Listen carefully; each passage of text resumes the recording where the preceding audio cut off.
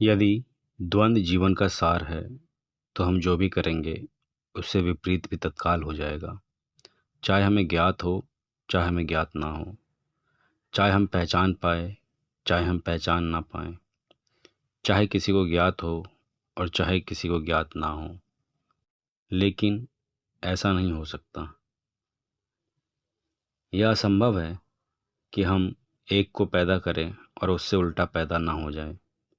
इसीलिए लाओ त्से कहता है, ज्ञानी बिना सक्रिय हुए व्यवस्था करते हैं। बिना सक्रिय हुए व्यवस्था करते हैं। अगर वे चाहते हैं कि आपका मंगल हो तो आपके मंगल के लिए सक्रिय नहीं होते। अगर वे मंगल के लिए सक्रिय होंगे तो आपका मंगल भी हो जाएगा। यह बहुत कठिन बात है, जटिल भी और गहन भी।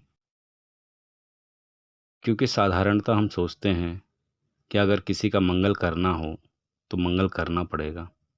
अगर किसी की सेवा करनी है तो सेवा करनी पड़ेगी, और किसी को सहायता पहुंचानी है तो सहायता पहुंचानी पड़ेगी।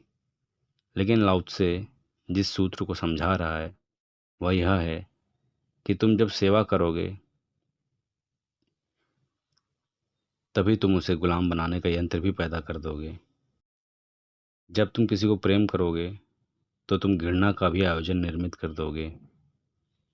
क्योंकि प्रकट होते ही प्रेम घृणा को जन्म देता है, सक्रिय होते ही सेवा शत्रुता बन जाती है। तो ज्ञानी क्या करेगा? क्या ज्ञानी प्रेम नहीं करेगा? क्या ज्ञानी मंगल के लिए कामना नहीं करेगा? क्या ज्ञानी सेवा के लिए आतुर नहीं होगा? अगर वह ज्ञानी है तो लाओ त्से कहता है, he manages affairs without action. वह बिना सक्रिय हुए व्यवस्था करेगा। वह अगर प्रेम भी करेगा तो प्रेम की सक्रियता नहीं देगा। उसका प्रेम कभी भी किसी क्रिया में प्रकट नहीं होगा। क्रिया तो दूर, वह अपने प्रेम को शब्दों में भी नहीं देगा। वह यह भी नहीं कहेगा कि मैं प्रेम करता हूँ।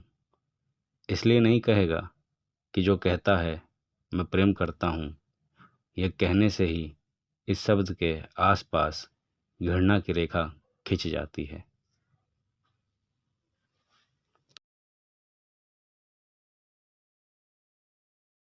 जब मैं किसी से कहता हूँ मैं प्रेम करता हूँ, तो एक तो यह बात साफ हुई कि पहले मैं प्रेम नहीं करता था, अब करता हूँ।